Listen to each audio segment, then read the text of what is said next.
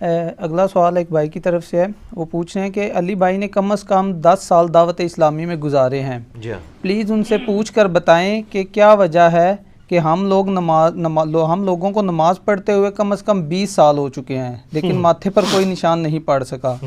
لیکن دوسری طرف جو بچہ بھی دعوت اسلامی میں جاتا ہے تو کچھ ہی عرصے میں اس کے ماتھے پر سجدے کا نشان نمایاں ہو جاتا ہے جسے ہم محراب بھی کہتے ہیں، آخر اس کی کیا وجہ ہے؟ یہ وجہ ان سے آپ پوچھیں، میں بھی آپ کو بتا دیتا ہوں ٹیکنیکل ریزن بھی اس کی۔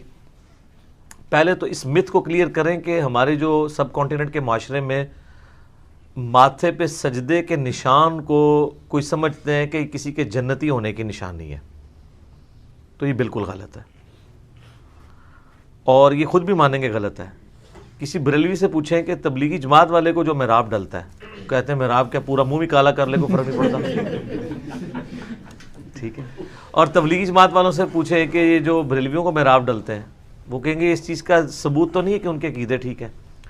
تو لہٰذا کنسنسس ہے کہ محراب کوئی علامت نہیں ہے۔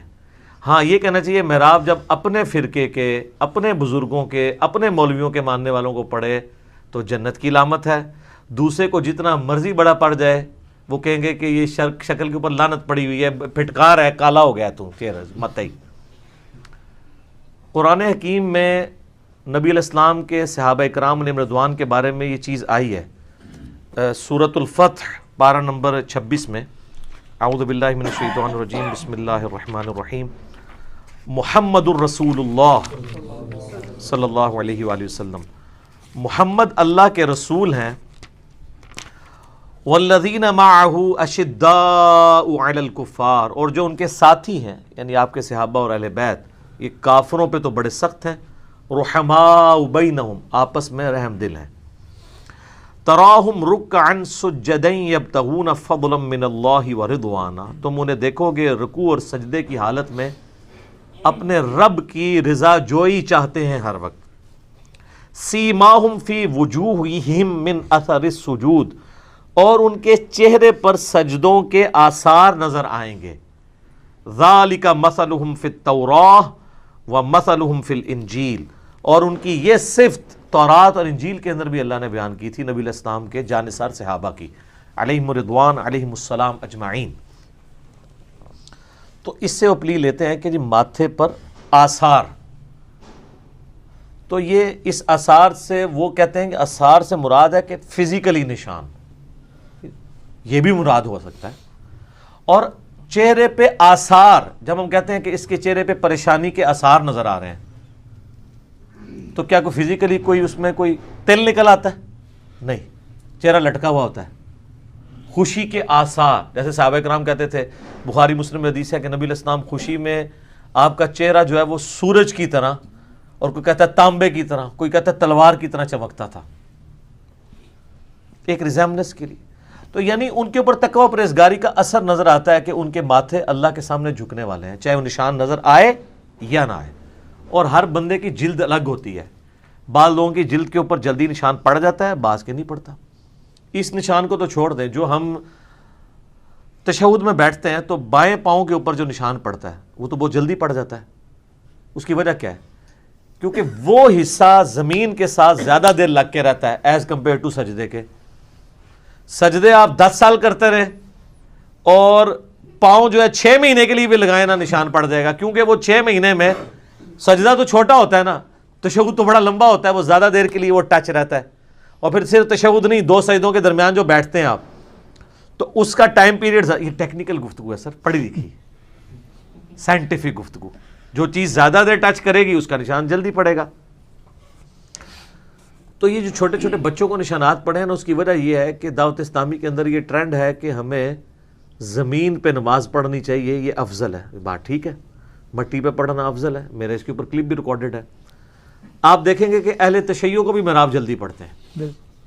کیونکہ وہ مٹی کے اوپر سجدہ کرتے ہیں، وہ ٹکی رکھ لیں یا چٹائی جس طرح بھی۔ تو پرانے زمانے میں جو کھجور کی چھال کی چٹائیاں ہوتی تھیں نا، ان پہ جو لوگ نماز پڑھتے تھے نا، تو 1.5-2 سال کے اندر محراب ڈال جاتا تھا۔ آج کل آگے قالینوں پہ نماز پڑھنے سے جلدی محراب نہیں پڑتا۔ تو اب آپ پوچھ رہے ہوں گے کہ دعوت اسلامی کی مسجدوں میں بھی تو قالین ہوں گے، ان کو محراب کیوں پڑھ جاتے ہیں؟ تو ان کے جو بڑا مرکز ہے نا کراچی میں، ادھر کوئی قالین نہیں ہے، ڈائریکٹ ماربل کے اوپر نماز پڑھتے ہیں۔ اور اگر سردیوں میں کبھی قالین بچھانا بھی پڑے صفیں، تو وہ فرض تو قالین پہ پڑھتے ہیں، سنتیں جا کے زمین پہ ادا کرتے ہیں۔ میری بھی اپنی عادت ہے کہ مسجد میں میری کوشش ہوتی ہے کہ میں سنتیں زمین کے اوپر ایٹ لیسٹ سجدہ ضرور زمین پہ کروں، یہ سنت ہے۔ بخاری مسلم میں موجود ہے نا کہ وہ جو ایک شب قدر آئی تھی 21ویں رات، نبی علیہ السلام نے نماز پڑھی تو صحابہ کہتے ہیں آپ نے جب سلام پھیرا تو ہم نے ماتھے پہ کیچڑ کا نشان دیکھا، تو ڈائریکٹ آپ مٹی پہ سجدہ کر رہے تھے نا، تبھی وہ مٹی کا نشان تھا۔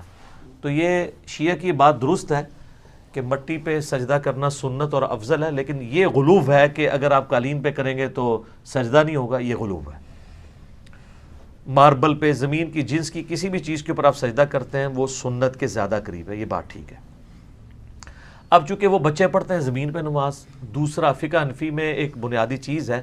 جو کسی حد تک درست ہے، کیونکہ بخاری مسلم میں حدیث ہے میرے رب نے مجھے حکم دیا کہ میں 7 اعضاء کے اوپر سجدہ کروں، اور پھر نبی علیہ السلام نے کہا وہ 7 اعضاء کیا ہیں؟ 2 ہاتھ،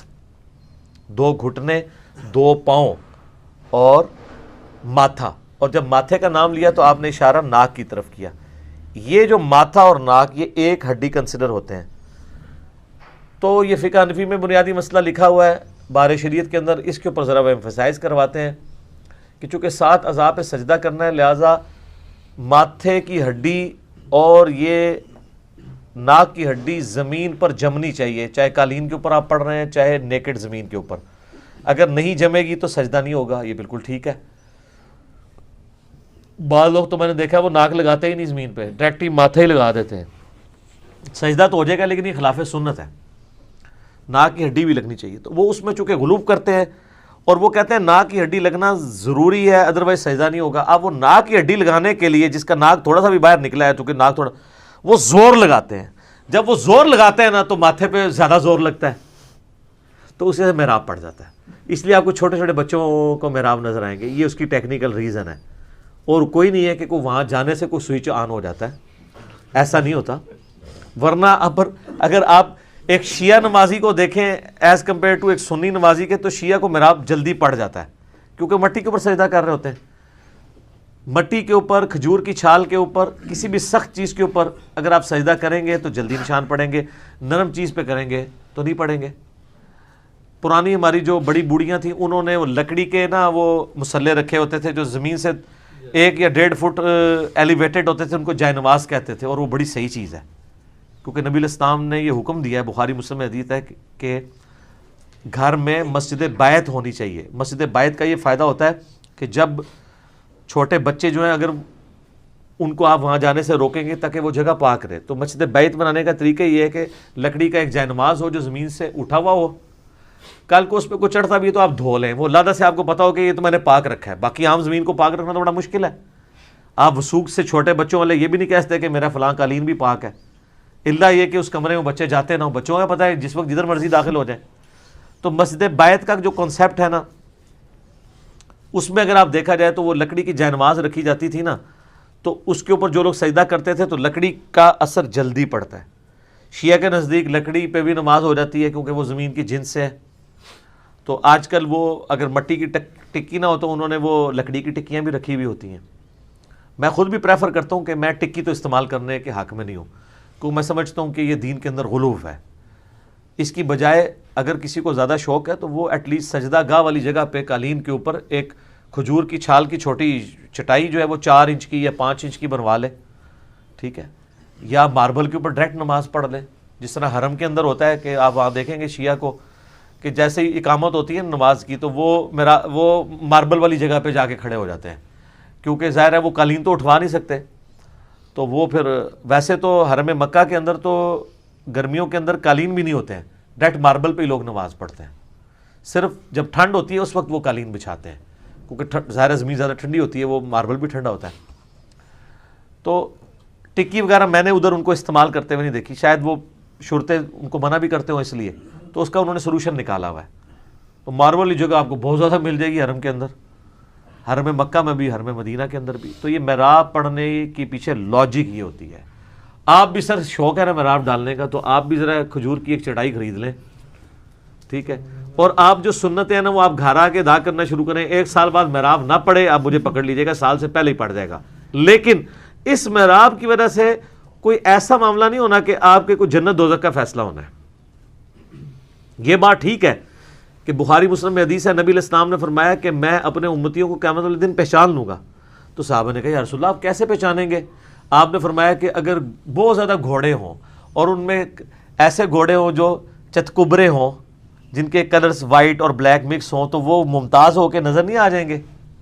تو صحابہ نے کہا نظر آئیں گے. تو فرمایا کہ میں اپنے امتیوں کو اعضائے وضو کے چمکنے کی وجہ سے پہچان لوں گا, یعنی جن کے اعضائے وضو چمک رہے ہوں گے وہ میرے امتی ہوں گے. شکر ہے آپ نے اعضائے وضو کہا ہے, اعضائے سجدہ نہیں کہا. تو یعنی وضو جو بندہ کر رہا ہے نا, قیامت والے دن اس کا ماتھا کا پورا چہرہ ہی چمک رہا ہوگا. تو مراب نہ بھی ڈلے, ٹینشن نہیں لینی, وضو کرنے دی برکت نال بھی سب کچھ ہونا ہے.